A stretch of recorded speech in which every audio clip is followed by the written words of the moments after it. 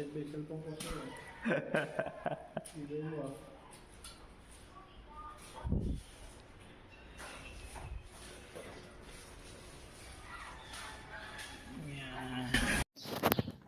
What's up guys? May another project tayo today. So ito yung inspired by Pinterest. So 3 set siya, 3 set for ating kitchen shelves and kitchen 3 layer shelves and hanging shelves. So ito yung gagamitin natin dito. Ang mga sizes nga pala nito is ang total size niya is 86 yung height. Then 60 cm yung width, tapos ang length niya is 120. So nag-cut tayo dito ng 1x2 tubular. Ang sukat ng kinat natin is 58 cm. Ayan. 58 cm siya na naka 45 angle. Ay 59 cm 45 angle. Ito naman yung ating paa. This is 82 cm. Ayan, 82.5 cm. 82 kasi meron tayong tabletop sa ibabaw na dalawang magkapatong para maganda yung tingin niya. Then ito yung naman yung pinaka-brace niya, 109 cm. Ayan. Then ito pa yung isang brace sa gitna. So ito lang ang gagamitin natin, almost 3 pieces. 2.5 pieces. Dalawat kalahati na tubular na 1x2. Then meron tayong metal screen dito. Ito nga pala yung tinatawag natin metal screen. Ito is hindi siya alloy. Metal siya. Ang kapal nito, kung mapapansin nyo, makapal siya. Ang kapal nito is 2.5 mm. Mas makapal dun sa tubular. Kaya magandang klase ito. Matigas na klase siya. Yung mga ginagamit pang backing at saka pang platform sa mga bago nating design. So, samahan nyo ako ngayong video at gagawin natin tong 3 sets na to ng part 1 hanggang part 4. So, let's go.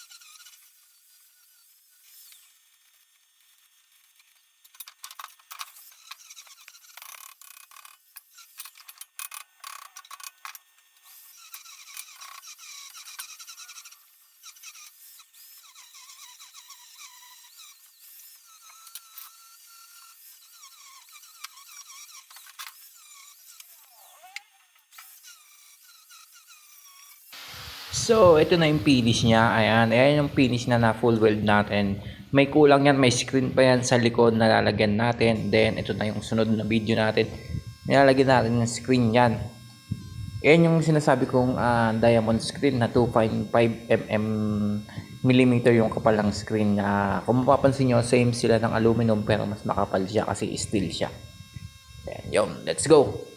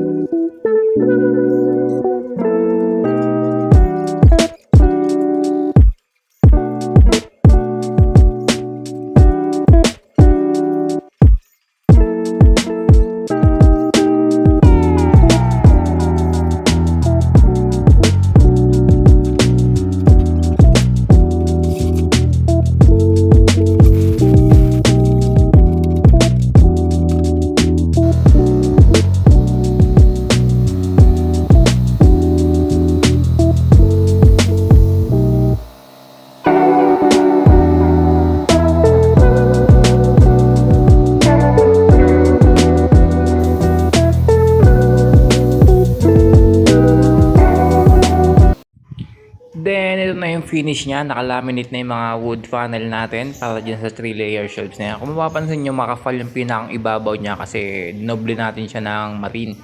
Ayan, makapal yung ibabaw niya para mas maganda tingnan, mas pumantay doon sa part na paglalagyan natin. Ayan, wood design siya na makapal. Ayan, kung napapansin nyo, malinis na malinis talaga kapag nakalaminate at saka yung edge banding natin is makapal.